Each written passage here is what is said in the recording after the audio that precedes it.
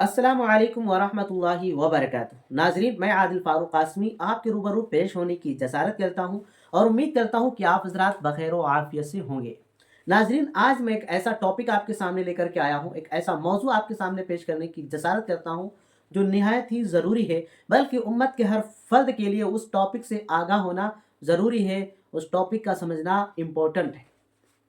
वो टॉपिक है दौर हाजिर के फितने हदीस पाक की रोशनी में। हर शख्स जानता है कि उसकी सुबह शाम फितनों में गुजर रही है।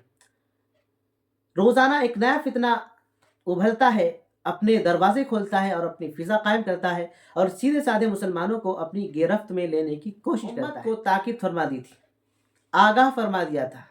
आप अलैहिस्सलातु वस्सलाम ने उम्मत को पहले ही आगाह फरमा दिया था कि ऐसे ऐसे फितने आएंगे। बल्कि हदीस पाक का मफहूम तो ये है कि लोगों, तुम पर फितने ऐसे आएंगे जैसे कि एक टूटा हुआ माला जब टूट जाता है तो उसके मोती जिस तरह गिरते हैं, ऐसे ही पे दर पे तुम पर फितने आएंगे, रूनुमा होंगे। बल्कि जनाब रसूल करीम सल्लल्लाहु अलैहि वसल्लम के शवाहिद के साथ साथ अल्लाह तबारक व तआला ने कुरान करीम के अंदर भी इशारा फरमाया है। क्या फरमाया है? वत्तक़ू फितनतन ला तुसीबन्नल्लज़ीना ज़लमू मिनकुम खास्सतन वअलमू अन्नल्लाह शदीदुल इक़ाब। इस आयत करीमा में अल्लाह फरमाता है, बचते रहो ऐसे फसाद से जो तुम में से खास जालिमों ही पर नहीं आएगा, और जान लो कि अल्लाह का अज़ाब सख्त है।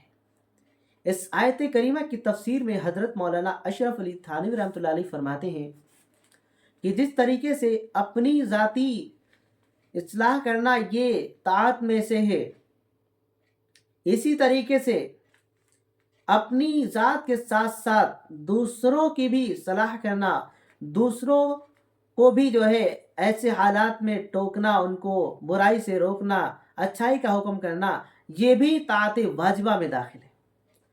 अम्र बिल मारूफ नहीं अनिल मुनकर के दायरे में अम्र बिल लिसान, अम्र बिल यद, या तर्क इख्तिलात हो या नफरत बिल क़ल्ब हो, यानी इन तीनों में से जो तरीके तीनों अहादीस में मज़कूर हैं, और ये जो आखिरी पैटर्न है, जो आखिरी मरहला है कि जो भी काम हो रहा है अगर बुरा है तो उसके बुरे होने की हमारे दिल में नफरत हो, ये आखिरी ईमान का दर्जा बताया गया है।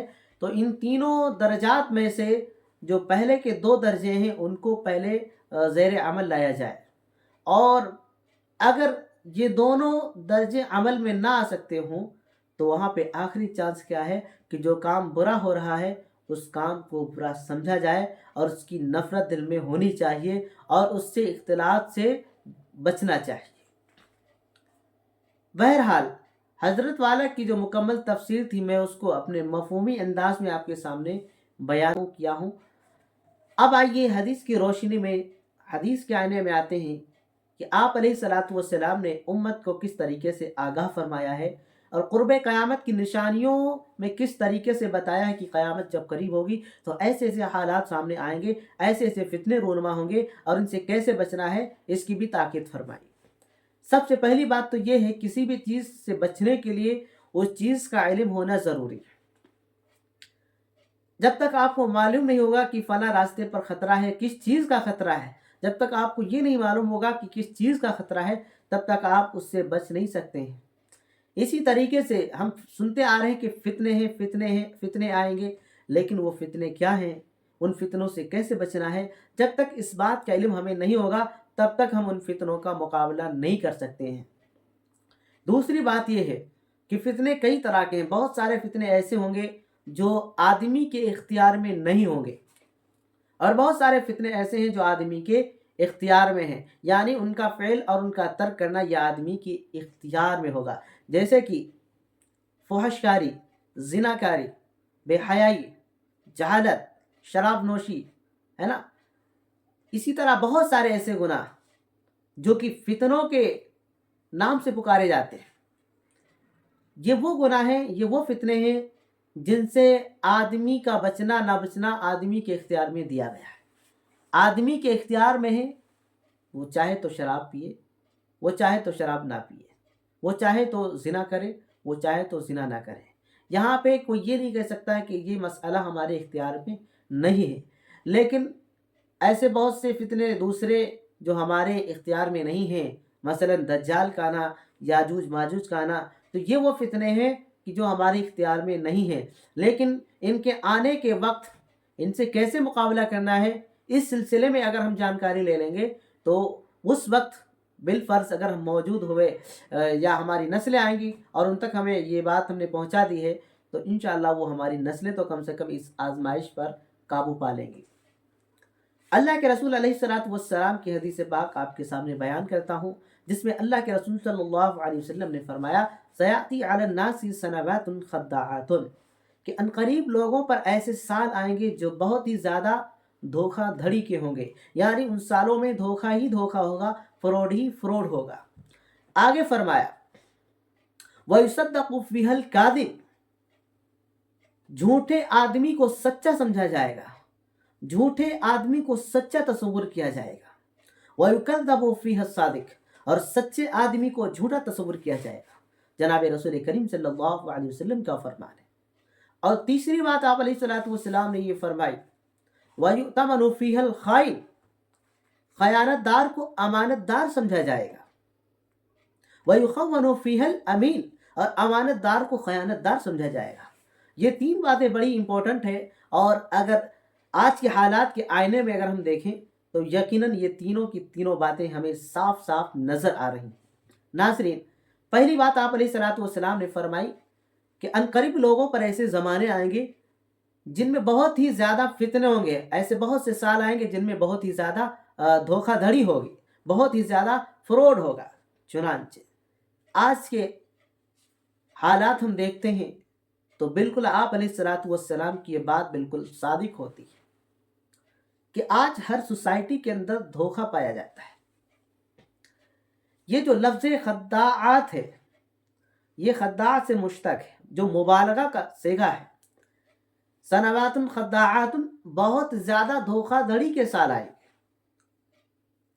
لیکن یہاں پہ حضرت مولانا شعیب اللہ خان صاحب نے یہ تصریح فرمائی ہے کہ یہ جو جملہ ہے اس جملے سے واضح یہ ہوتا ہے کہ ایسے سال آئیں گے کہ جن میں لوگ بہت زیادہ دھوکہ دھڑی کریں گے، بہت زیادہ دھوکے باز بن جائیں گے، بہت زیادہ فراڈ کریں گے۔ ایسے لوگ ہو جائیں گے کہ اس وقت کیا حق ہے کیا باطل ہے، کیا سچ ہے کیا جھوٹ ہے، اس بات میں امتیاز نہیں کیا جا سکے گا۔ کون دھوکے باز ہے کون سچا ہے، اس بات کا امتیاز نہیں کیا جا سکے گا۔ تو ظاہر سی بات ہے کہ آدمی جو ہے اس وقت جو ہے دھوکے باز کو اچھا سمجھے گا اور اچھے کو دھوکہ باز سمجھے گا۔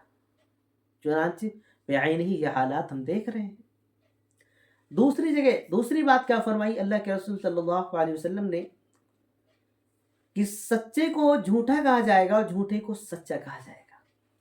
چنانچہ یہ حالات بھی ہمارے آنکھوں کے سامنے گزر رہے ہیں، ان حالات کا بھی ہم مشاہدہ کر رہے ہیں۔ ہر پولیٹکس میں یا کسی بھی آپ فیلڈ میں جائیں گے، ہر جگہ آپ کو ایسے لوگ اور ایسا نظام ملے گا جہاں پہ سچائی کو جھوٹ ثابت کیا جاتا ہے اور جھوٹ کو سچائی بنا کے ثابت کیا جاتا ہے۔ منٹوں میں جھوٹا آدمی سچا بن جاتا ہے، اور اس کی بہت ہی زبردست مثال جو آج ہماری آنکھوں کے سامنے گزر رہی ہے وہ یہ ہے کہ فلسطین اور اسرائیل یہ مسئلہ اٹھا کے آپ دیکھیے، فلسطین کو اسرائیل کو دیکھیے کہ اسرائیل کی ساری دہشت گردیاں دنیا ان کو جو ہے ایک طریقے سے مظلوم کی نظر سے دیکھ رہی ہے، یعنی وہ کچھ بھی کریں وہ دہشت گردی نہیں ہے۔ اور اس کے برعکس فلسطین پر جو ظلم ہو رہا ہے، ان پر جو ظلم ڈھائے گئے جو ڈھائے جا رہے ہیں، دنیا کو یہ نظر نہیں آ رہا ہے، دنیا کو یہ جھوٹ نظر آ رہا ہے، دنیا اس کو تسلیم نہیں کر رہی، بلکہ ظالم کو مظلوم سمجھا جا رہا ہے اور مظلوم کو ظالم سمجھا جا رہا ہے۔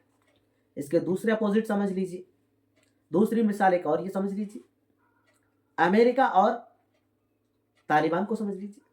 افغانستان، امریکہ نے طالبان پہ کتنے ظلم ڈھائے، ان لوگوں پر کتنے ظلم ڈھائے، ایک ایک لمحے پر ان کا جینا حرام کیا، لیکن دنیا کی تصویر میں کیا دکھایا جاتا ہے امریکہ بہت ہی صوفی، بہت ہی اچھا، بہت ہی کریٹو اور بہت ہی ایک طریقے سے مہذب کنٹری ہے، پیار الفت سے بھرا ہوا، جبکہ دنیا جانتی ہے کہ دہشت گردی کا اڈا امریکہ ہے، ساری دہشت گردی امریکہ کے دروازے سے ہو کر کے جاتی ہے، لیکن پھر بھی امریکہ کو لوگ مہذب تصویر بنا کے پیش کرتے ہیں، اور جو بیچارے مظلوم ہیں، محقور ہیں، ان کو دنیا دہشت گرد بنا کے پیش کرتی ہے۔ چنانچہ یہ بالکل عین مطابق آپ علیہ الصلوۃ والسلام کے اس حدیث کے جملے پہ صادق آ رہا ہے۔ اس کے علاوہ اور بہت سارے مواقع ہیں، عدالتوں میں دیکھ لیجئے یا دوسری سوسائٹی میں جائیے، بلکہ کم و بیش ہر جگہ یہ نظام بنا جا رہا ہے، سچائی کو جھوٹ بنا کے پیش کیا جا رہا ہے اور جھوٹ کو سچائی بنا کے پیش کیا جا رہا ہے۔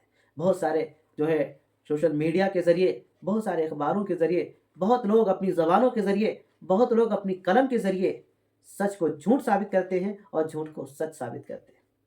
چنانچہ آپ علیہ الصلوۃ والسلام نے جو یہ بات فرمائی تھی بالکل عین مطابق ثابت ہو رہی۔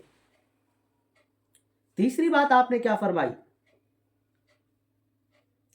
وَيُؤْتَمَنُ فِيهَا الْخَائِنُ، خیانت دار کو لوگ امانت دار سمجھیں گے، خیانت دار کو امانت دار تصور کیا جائے گا۔ وَيُخَوَّنُ فِيهَا الْأَمِينُ، اور امانت دار کو خیانت دار تصور کیا جائے گا۔ چنانچہ یہ تصویر بھی ہمارے سامنے نظر آئے، کتنے خیانت دار جو معاشرے میں امانت داروں کے نام سے جانے جاتے ہیں، کتنے لوٹ پاٹ کرنے والے بڑے رہبر اور ایک طریقے سے جو ہے بہت ہی زیادہ ہیلپ کرنے والے سمجھے جاتے ہیں، یعنی کہ انہیں معاشرے کا ایک جیتا جاگتا روشن چراغ سمجھا جاتا ہے، جبکہ وہ معاشرے کو کھوکھلا، معاشرے کو تاریکی میں لے جانے والے دنیا جانتی ہے۔ اسی طرح اور بہت سارے پلیٹ فارمز ہیں جہاں پہ خائن کو امانت دار تصور کیا جا رہا ہے اور امانت دار کو خائن تصور کیا جا رہا ہے۔ یہ کیا ہے؟ یہ وہی ہے جو آپ علیہ الصلوۃ والسلام نے تصدیق فرمائی، یہ بھی فتنے۔ اور جو آپ کا آخری لفظ ہے، کیا فرمایا؟